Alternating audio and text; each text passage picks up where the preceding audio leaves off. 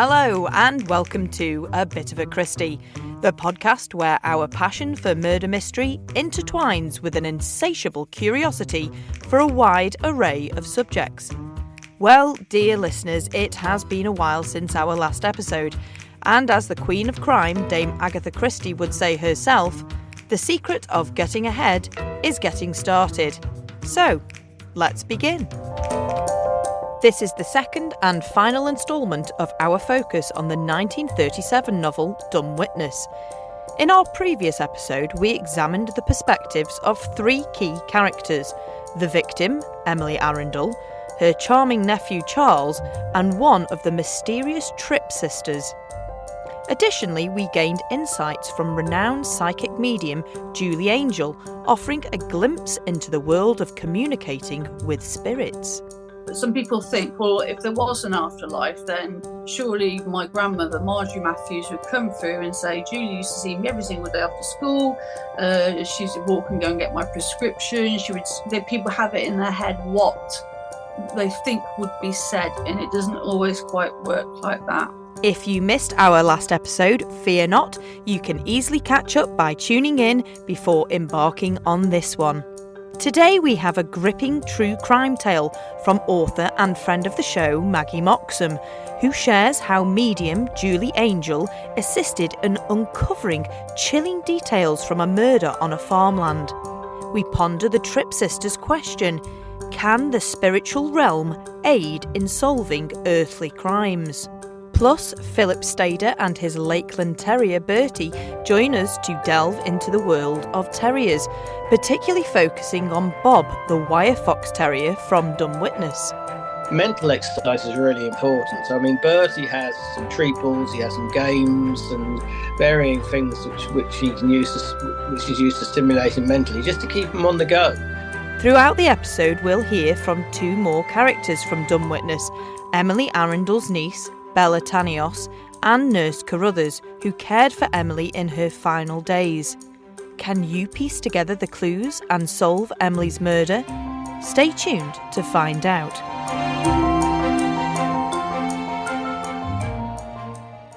But first, as always, let's look at the world in which Agatha Christie was writing.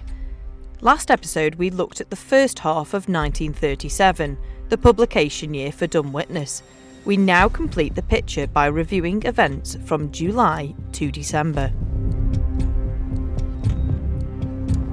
During this period, the world was amidst various conflicts and political tensions, including the Second Sino-Japanese War.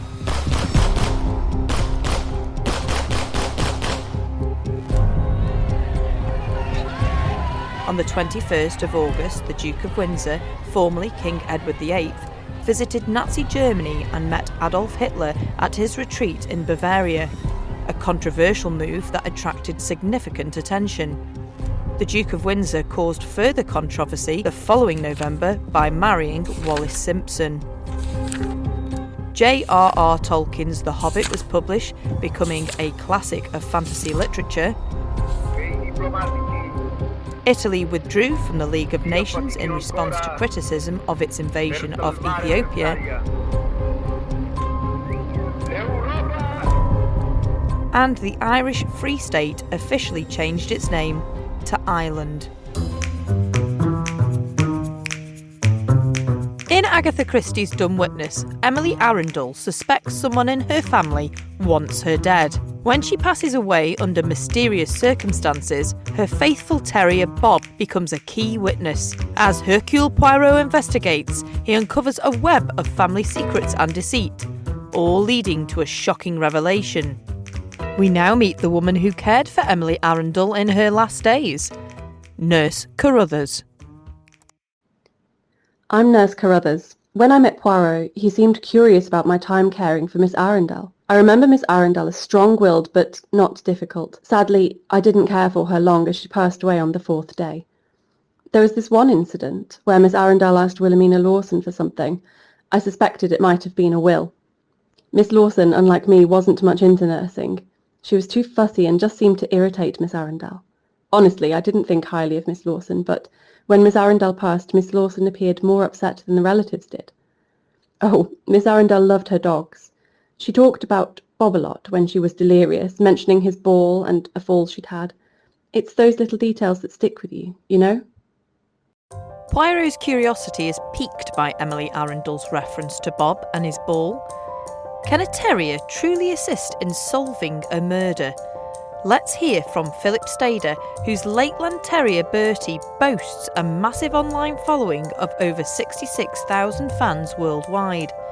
With insights from Philip, let's explore what makes the mind and spirit of a terrier tick.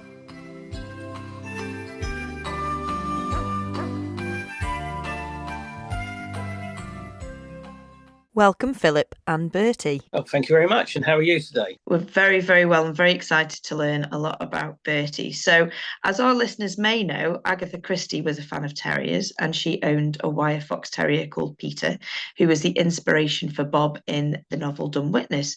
But Philip, how did you first become acquainted with terriers? Well, strange story, but a neighbour of mine who became a very, very good friend, a slightly eccentric gentleman called David, had two Lakeland Terriers. And he lived over the lane from us in a very small little village with 15 houses. And when we first moved there, on the second or third night, we had a funny tap at the door. Thought, what the hell's that? Went to have a look, and there are two Lakeland Terriers. I didn't know they were Lakeland Terriers at the time. Opened the door, Julie Ray trotted in, came, sat on the sofa, watched telly for half an hour to an hour, and then disappeared and wanted to go back out again. Anyway, after getting to know David, the neighbour, we found they were Skiddy, short for Skidor, and Kes, short for Keswick, who were mother and son, who over a course of time became very good friends, spent a lot of time with us. I took them walking a lot because David wasn't very well, and we became great friends, and it went from there, really. At the end of the day, unfortunately, David died. He said along the way, would we have for terriers, have for Lakelands if he died? And we said yes. But Julie found out that in his will, because he was a rather eccentric gentleman, he'd left them to somebody else. Off they went with the people they'd been left to in the will. 2 weeks later, approximately, I got a phone call. Can you come and get these bloody dogs? We don't want them. They're so naughty. They misbehave. They won't do anything we're told. Oh, we don't want them. Can you have them? And I said, yeah, of course. So I drove off down to Sussex and collected two Lakeland Terriers and brought them back. And Julie, they lived for the rest of their days with us. And so were you excited about the prospect of having the terriers, or were you a bit nervy because you perhaps didn't know too much about them? At the time, I'd never owned a dog, and they were slightly, shall we say, full-on, naughty, boisterous, full of it, however you want to put it. But as I got to know them, I realised they were very naughty, but great characters. And so since then, have you always kept Lakeland Terriers, or have you had a period without them or other breeds? No, I had a big gap with no dogs at all, and my life changed. I had a horrible situation where my ex-wife died of motor neurone disease, and life went on, and I met somebody new, married again, and we were in a position where we were decided we'd have a dog, and I said, well, the only dog for me is a Lakeland Terrier, and along came Bertie Lakeland. People go to your Bertie Lakeland X page. What they can see is lots and lots of very cute photographs, but also lots of photographs and videos of Bertie being quite adventurous. Are terriers known for having this adventurous personality and wanting to get out and about? Well, terriers as a rule, I would say, are very outgoing dogs. They like to have a big life. Lakeland Terriers are doubly outgoing dogs. They like to have a very big life. Lakelands enjoy the outdoors. They enjoy being part of a family. If you take them for a walk, they want to explore everything. They're happy to walk for miles and miles and miles. We often do 15 to 20 mile walks. We'll do mountains. We'll do locally up on the hills. We'll go down to the Cornish coast and do a lot of miles along the coast. And they are very adventurous. They'll stick their nose in everything. They want to see everything. They want to chase everything, whether it be dogs, deer, foxes. And it's the nature of a dog which makes them such good fun. And Bertie's so much fun that actually he's built up quite a following, hasn't he, on his page? He has, but it's something I don't really understand myself. I don't know what it's down to, whether it's just the fact that it's all about him being there on social media to raise a smile, bring a bit of happiness, and give people a view of Lakeland Terriers, because Lakeland Terriers are unfortunately a dying breed. We think it's because they're slightly hard work. They're quite hard work to train. They can be quite boisterous, very feisty. But it shows the world what Lakeland Terriers can really be like, which is a great fun little pet to have and a fun friend to have at home. And people make the effort, don't they, to come and see Bertie when you're out and about in your local town? Oh yes, we've had a number of instances where if we go to the same place for a few weeks running, we will find we're sitting there and somebody will come up and say, "Oh, is that Bertie Lakeland?" Yes, it is. Oh, well, we've come down to Cheltenham from Liverpool, so we know he comes here. So we thought we'd come and see if he was here tonight. And it's a really lovely thing that people are so interested to actually see and to meet a little dog who is just a genuine little dog going about his business, having a bit of fun in life. It's a fantastic thing, really. We've made some really nice friends all over the country, in fact, all over the world. But we've met people from all over the country and become friends with people who are friends because of Bertie and because of their dogs. We've got some lovely friends in Scotland who we've been to stay with. They've been to stay with us. Some lovely friends in Kent who we've been to stay with, and they've been to stay with us. Had some great times, all from the back of their dogs. There's a lovely lady called Heike in Germany who followed Bertie Lakeland from an early stage, and lo and behold, she now has her own Lakeland Terrier, and she even came across to the Cotswolds last summer and met up with us all with her dog, which was just fantastic. It was a really nice thing to see that, another Lakeland had come along and she was enjoying, her and her husband were enjoying having a Lakeland Terrier, and made the effort to come across to visit the Cotswolds and to see the UK, all because of this little Lakeland Terrier. Do you know the history of terriers? Were they working dogs? My understanding is that Lakeland Terriers were bred to run with the hounds in the fells in the Lake District when they were after foxes. And if a fox went to ground, the Lakelands were used to pull the fox back out again from their set. How much of that is absolutely true, I don't know. There's other realms of thought that they were bred to work in packs to protect sheep in fields. I find that slightly harder to understand because I don't think they're a great pack dog. They're more of a lonesome dog who'd work alone. So I suspect it was more along the case of they did run with the hounds. That's why they've got such stamina for big walks, etc. And they are.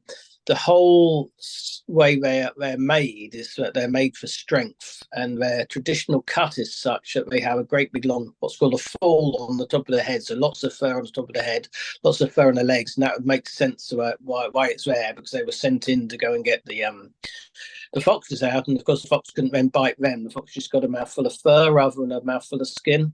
So we know that terriers like Bertie like to be outside, whether it's a short walk or a long walk. But do they need much mental stimulation? Mental exercise is really important. So, I mean, Bertie has some treat balls, he has some games and varying things which he can use which is used to stimulate him mentally, just to keep him on the go. Because it's good for the dog. We play lots of games. We play something called the hand game, where he chases my hand around and uses it as a should we say, a biting toy without biting. He mouths against my hand and I'll turn him upside down and rub his tummy, and he has great fun. And we do it for 5-10 minutes. And it just stimulates him mentally, because it gives him a chance to chase my hand around, and as well as the mental stimulation of trying to catch my hand, and knowing full well that he must not bite it, he can only mouth my hand, and he's never bitten me. It gives him physical stimulation as well, because he's bouncing all over the place while he's trying to do it. One of the key plot lines in Dumb Witness is that Bob the dog gives Poirot some clues about what's happened by using his ball and communicating with him that way. Is that something that you've seen in Bertie and other terriers? Are they good communicators? Oh, without a doubt. I mean, Bertie communicates in a number of ways. He talks in a funny little, dogs woof and bark. He woofs and barks, but he will communicate by using lots of strange little whimpering or grunting sounds. When he's happy, he almost purrs like a cat. If he wants something, you'll get a nose nudged against you until you give him what he wants. So I think terriers, all dogs are very clever, there's no doubt about it, but I think terriers are definitely just that little bit above some of the other dogs. But that's my preference, because I prefer terriers to other dogs. But Yeah, it's interesting to watch when they want to do something or they want to have something, how they act. Other than Bertie and Bob, are there any other famous terriers? There was Alan, who was the terrier who did very well at Crufts, who happens to be Bertie's half-brother. I think it was 4 or 5 years ago. And of course, there's Tintin and Snowy. He's probably the most famous terrier, who I think was a wirehead fox as well, wasn't he? Absolutely. So if people want to see more of Bertie, which I'm sure after hearing all about his exploits they will do, how can they follow him? Well, if you look on X and put in @Bertie_Lakeland, you'll find him, and you can view his daily happenings and what he gets up to on a day. Nothing overduly exciting, just everyday life in the life of a Lakeland Terrier. Or he does have a page on, I think it's Bertie Lakeland on Instagram as well, which has a few things, but mainly musical things, only because I like a bit of music. And so does Bertie. Bertie is a very cultured dog, and if you look on his page, you'll see there is a video of you reading to him when we were very young, and I just wondered whether Dumb Witness could possibly be Bertie's next bedtime read. It could well be. It could well be.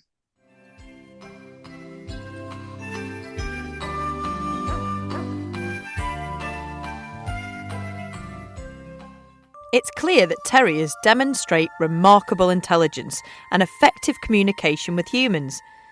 In our previous episode, psychic medium Julie Angel echoed the sentiments of the Tripp sisters from the novel and suggested spirits could also assist in murder investigations.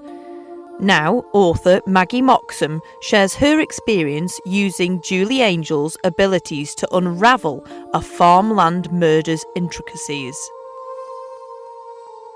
Well, I didn't know anything about the Rough Close murders. I was at a book sale in Barlaston, their Barlaston Wednesday sale, and this person, Heather Courtney, bought quite a few of my books. And she said, I think there's a story here you might be interested in writing. It's a house I used to live in, Dale House Farm in Rough Close. And there was a murder that went on there. A brother murdered his brother, well, in 1886. And what might interest you, she says, is we had paranormal experiences in the house. We heard drawers opening when there's no one upstairs. We heard people walking around when there's no one upstairs. And I thought, well, that sounds interesting. I'll look into that. So I did, and I got into all the newspaper archive. I found out about the murder. It's John and William Daniel, who lived at the farm. They didn't get on. They never got on from their youth.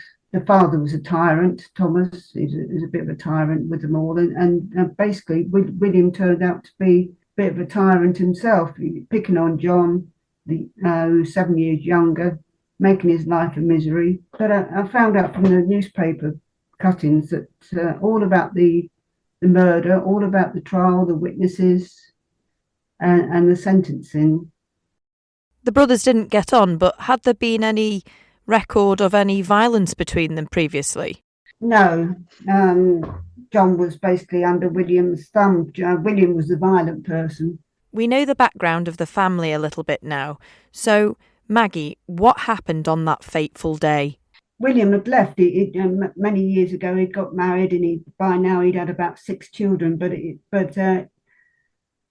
he just turned up on the doorstep one day and said, I've lost my business. The wife's left me. The wife and children had gone off to live with a son-in-law. And this spoiled John's idea of a perfect life, living with his new beautiful wife, just with his father and a niece in the farm. He thought, yeah, he's managing the farm. He's doing pretty well. He's got a lovely life. And then all of a sudden, this hateful, horrible, bullying drunkard of a brother turns up on his doorstep and starts controlling him again. You know, first thing he does when he comes in, he asks John's wife to get him a whiskey, and then falls asleep in a rocking chair. Nothing is nice after that time. And then following that, there is a funeral of one of the sisters. There's a fight breaks out at the funeral. William thinks that John's wife, Susan, has upset the husband of the lady who's died. This fight broke out, and then it's all going to go to court. So back on the day of the murder, William was being quite nasty to Susan, John's wife, as he had been all along. He hated John's wife, and he hated John's wife mainly because John's wife come to the house, obviously, and had got round to Father Thomas and got money off the Father Thomas to try and do up the old farmhouse, put new ceilings in, put pictures in, put new carpets in, new clock wallpaper on the walls. She spent quite a bit of money.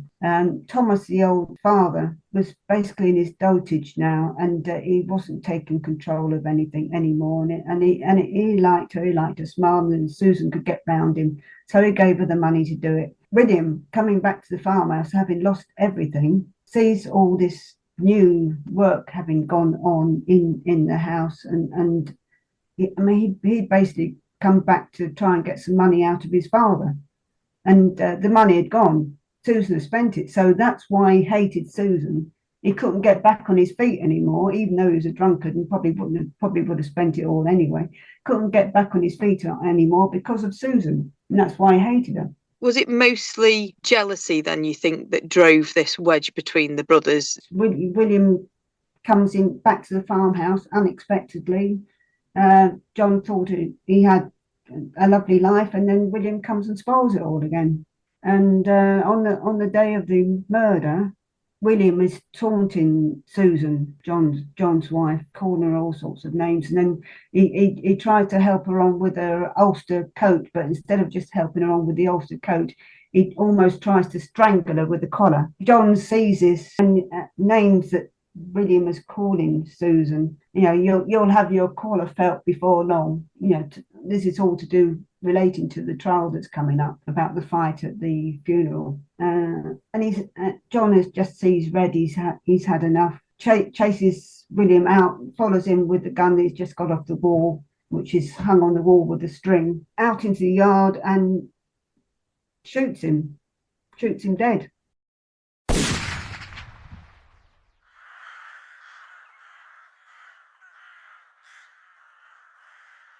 Susan was by him at the same time and tried to wrestle the gun off him, but she's heavily pregnant at the time as well. We don't know whether John actually intended to shoot his brother or just to scare him, shoot round him, but we don't know whether Susan actually jolted the gun, and by jolting the gun, the bullet went to William and shot him dead. We don't know. So after being approached by this lady about the mysterious goings-on in this property and you doing your research, you decided to actually turn this into a mixture of fiction and non-fiction. How did you go about that? What was the thought process behind putting the pieces of the story and creating a narrative to go with it? But I thought I've got to bring this paranormal bit into the book. So I thought, yeah, okay, have a family moving in sort of 100+ years later. I didn't know how I was going to lead. My books take a rough plan, but they never actually, they run as they do, as my mind thinks of something else to add on to the book. I got to Dave, the new husband, new family that moved in, getting possessed by the ghost of William, who was shot by his brother John. Dave starts out, lovely guy, telling jokes, really nice guy. They're doing up the place. If you got some sort of paranormal activity going on in a house, you don't do up a house. You don't pull down chimneys and pull up floors, because it's bound to anger the spirits there, pulling up floors and pulling down chimneys. And next minute, Dave is doing some electrical work and he gets electrocuted, sent to hospital. And when he came back, his personality, his joyful, joke-telling personality changed gradually, and he started speaking in an old Potteries dialect.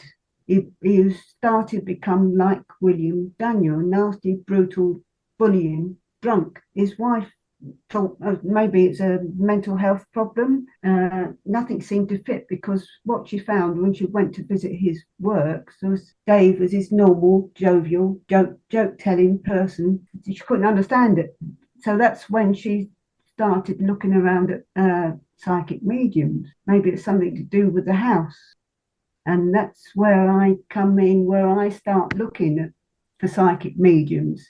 someone who lives fairly near me that I could get some information from. So that was it, just to get some information. And I contacted Julie, not expecting her to answer me at all. And a couple of weeks later, surprise, I've got this answer from Julie. Took me completely out of the blue. An international psychic medium would answer me. Julie, what was it that drew you into this project? Well, one, I was quite fascinated at because of her interest in there was the crime side of it, and obviously being an ex-police officer, that was one side. I just felt I have to meet this lady, and I want to help. And she just gave me a heck of a lot of credit in her book, which I'm grateful for. But I thought when we met, I was astounded at how much she knew about paranormal activity, what causes it, how it goes on. And she said in the first email, is it feasible for someone to get possessed just by being electrocuted? And 100%. When I read the book, which is one of those books you pick up and you just can't put down, we read the whole thing, me and my partner read the whole thing from start to finish, and it is extremely captivating. Julie, it's clear that this property has had quite a dramatic past, to say the least. What is it about the energy, the negative energy that stays in properties? Will it always be there? Is there a way to release it? How would you go about finding out? It will stay there until it's sort of cleansed. And what I mean by that is not cleaning, but whatever entities, souls, energies, they need to be moved to the light, basically. Because most people, even if they're not psychic, say they can walk in through a room and feel like you can cut the atmosphere with a knife, or people go, or this feels a nice place, or this feels eerie. Whatever activity has gone on in a place or even on land does hold energy, good and bad. The negative energy won't go until it's cleared. And this is another interesting thing, is that even furniture, material things can get possessed as well. The paranormal activity in the first place, a lot of it was going on upstairs. So it makes you wonder if they took off the top layer of the house to try and get rid of the negative energy, but that just wouldn't work. This lost souls, the spirit, the energy, the arguments, will stay there until it's cleared. Is this what is referred to as an exorcism, getting rid of that negativity? Margaret did her research, and the first thing I need to do as a professional exorcist is to make sure that it's not someone just got some mental health issues.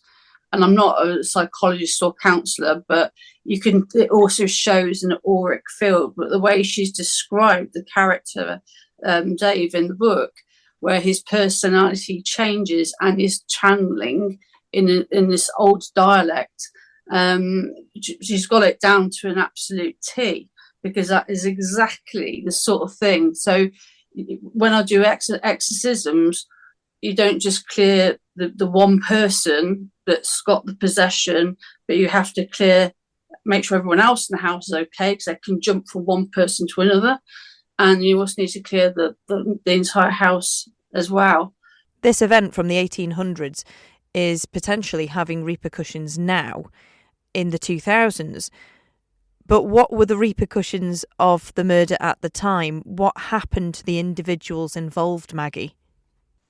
Well, it all goes to trial, to the magistrates, various people who heard the shot. They're all called as witnesses, and he's basically sentenced for 20 years. He actually only serves 12 of those years, and then he's let out. But by that time, his father's died and his wife's living somewhere else, but he comes and joins his wife. But the house has to be sold. Julie, Maggie's book contains these real life characters such as John and William Daniel.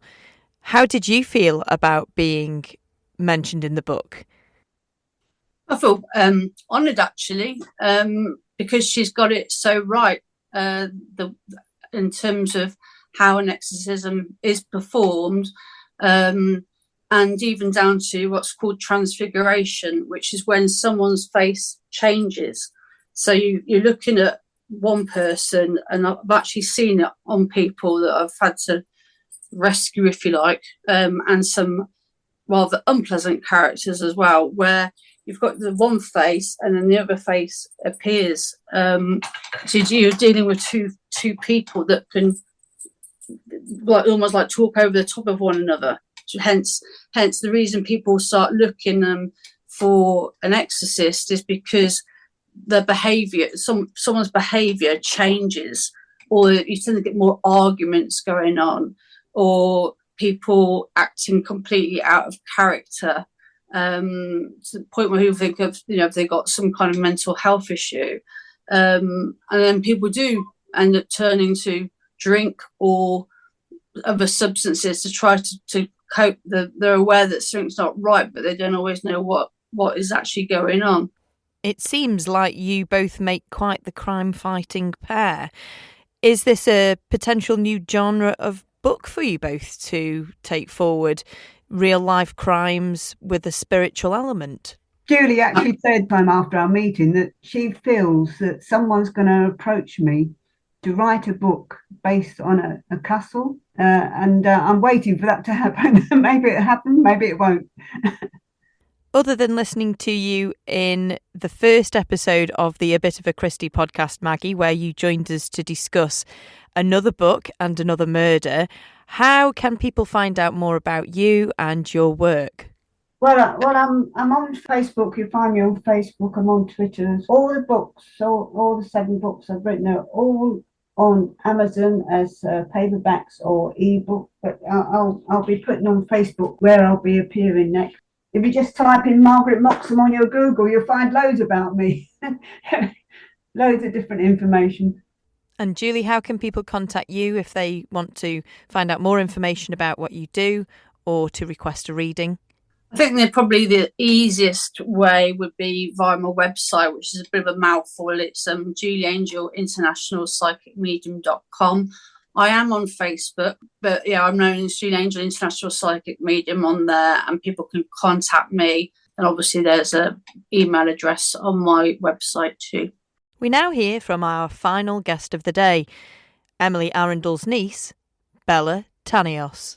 Let me tell you about myself, Bella Tanios. I'm Emily Arundel's niece and cousin to Charles and Teresa. My parents are Arabella Arundel and Professor Biggs, a chemistry teacher at Cambridge University. I live in Smyrna with my husband, Jacob Tanios, and our 2 children, Edward and Mary. And during our visit to England, we stayed at the Durham Hotel in Bloomsbury. When we first arrived at Little Greenhouse, I hesitated to ask Aunt Emily for money, fearing it would be unwise. But my husband insisted, as he often does, reminding me it was for the children. After Aunt Emily's passing, Poirot paid me a visit. Learning that Aunt Emily had written to him before her death, I immediately assumed it was about my husband and denied whatever accusations might have been made. Later, when I tried to confide in Poirot, my husband interrupted and I lost my nerve. I visited him again, but he wasn't home, leaving me in a state of nervous excitement, according to George. Eventually, I found myself seeking refuge with Wilhelmina Lawson, fleeing my husband's accusations of mental illness and his sinister intentions to silence me. I confessed to Poirot that I believed my husband had murdered Aunt Emily, but couldn't reveal more, feeling it wouldn't be right. Poirot assured me he knew the truth and handed me his findings.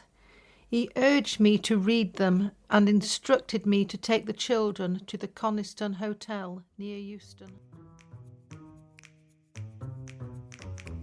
Well, that's it for this episode of A Bit of a Christie. We hope you enjoyed listening to our fascinating guests, Philip on his wonderful friend and Lakeland Terrier Bertie, and Julie and Maggie on the rough, close murders.